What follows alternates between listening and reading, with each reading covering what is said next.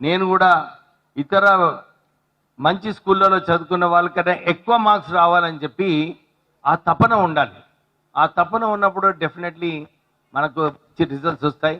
ఇప్పుడే ప్రిన్సిపల్ గారు ఏదైతే చెప్పినారో IIITలో 2 విద్యార్థులకు ఇక్కడ నుంచి అడ్మిషన్స్ వచ్చిందంటే నిజంగా it shows the quality of the teaching staff. వారికి అందరికీ అభినందనలు చెప్పాలి. అంటే ఇలాంటి ఇన్స్టిట్యూషన్స్ నుంచి ఎక్కువ మందికి మనం మంచిగా నేర్పొచ్చు, వారికి అవకాశం కల్పించవచ్చు. అవకాశం ఉన్నప్పుడు చాలామందికి షైన్ అయ్యే ఛాన్స్ ఉంటుంది. So that is the opportunity the government is creating. చాలామంది అనుకుంటున్నారు లేదు మనం కూడా గవర్నమెంట్ స్కూల్స్లలో మంచి ఇన్ఫ్రాస్ట్రక్చర్ ఫెసిలిటీస్ చేయాలి. రామకృష్ణ గారు చెప్పినట్టు చదువుకోవాలనుకున్నప్పుడు ఎవరికి కూడా మనం హెల్ప్ చేయాలనుకుంటే డెఫినెట్లీ హెల్ప్ ఉంటుంది.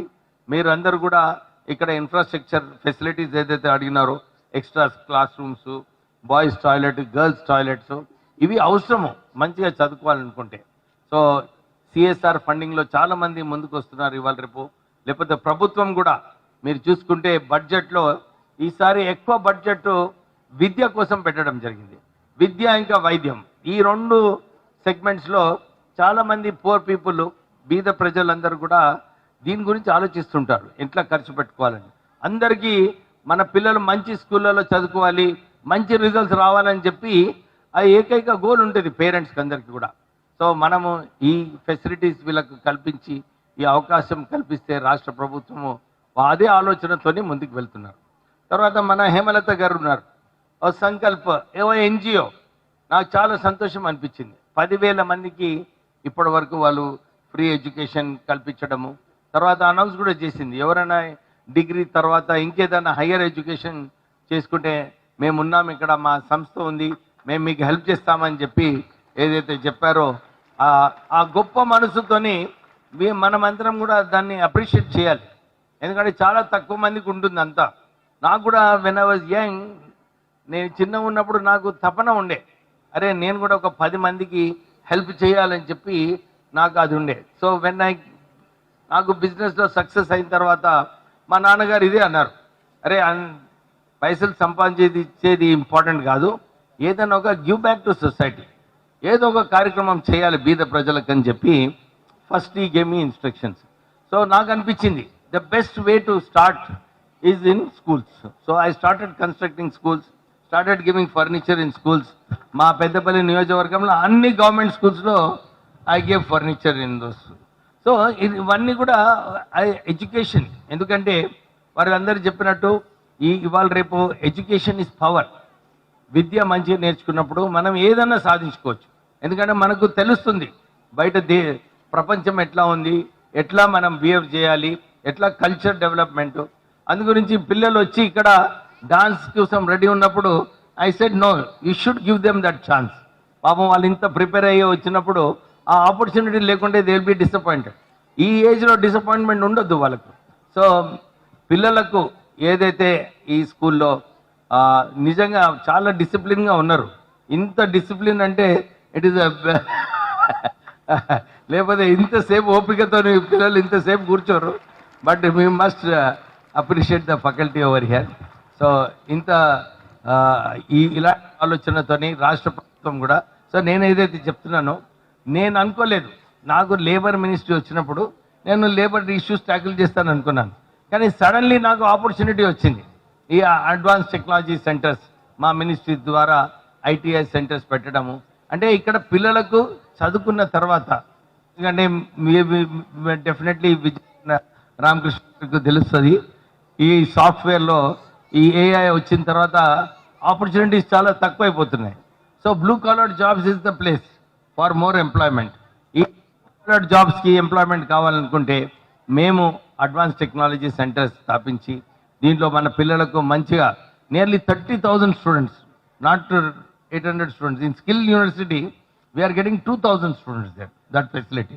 సో నాకు ఈ ఛాన్స్ ఇచ్చినారు ముఖ్యమంత్రి గారు. లేదు నువ్వు కూడా ఇలాంటి ఏదైతే అనుకున్నావో నువ్వు ఒక అవకాశం పిల్లలకు మంచిగా చదువుకోవటానికి, స్కిల్ డెవలప్మెంట్ చేసుకోవడానికి, ఉద్యోగ అవకాశాలు కల్పించడానికి. ఎందుకంటే మా నాన్నగారు ట్రేడ్ యూనియన్ లీడరు. ఆయన ఉన్నప్పుడు చాలా ఇండస్ట్రీస్లో ఫోన్ చేసి సుమారు ఒక 40-50 వేల మందికి జాబ్స్ ఇప్పించినారు. సో వాళ్ళందరూ కూడా చాలాసార్లు నన్ను కలిసినప్పుడు చెప్తుంటారు, సార్ మీ నాన్నగారు మాకు ఇక్కడ ఉద్యోగం కల్పించినారంటే.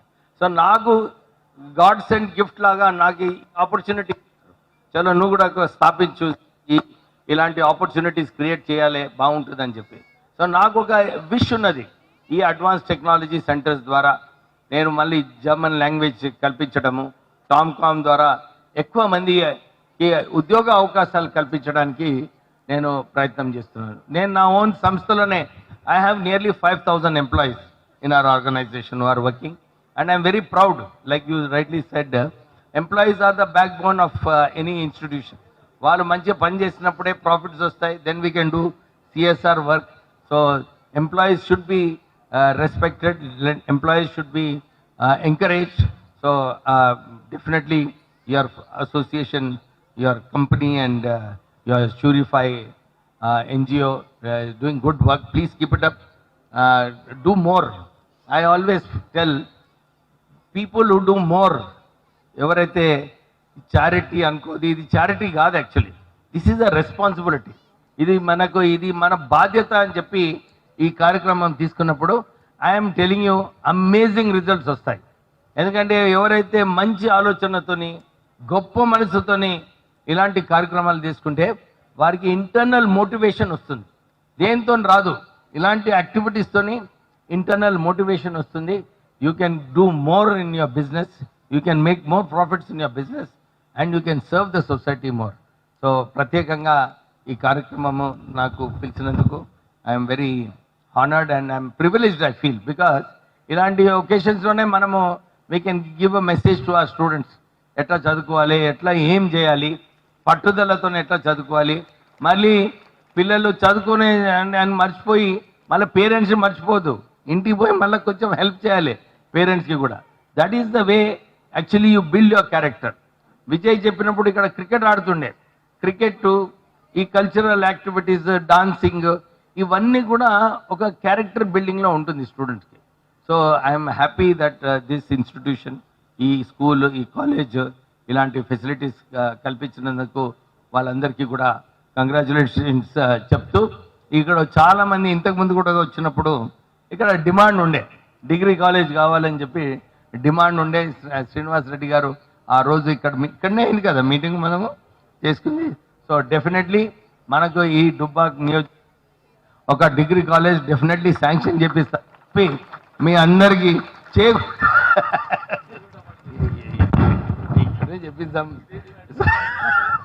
సరే, చేగుంట మండలానికి ఒక డిగ్రీ కాలేజ్ మనం శాంక్షన్ చేపిద్దామని చెప్పి మీ అందరికీ నేను ముగిస్తున్నాను. Thank you very much.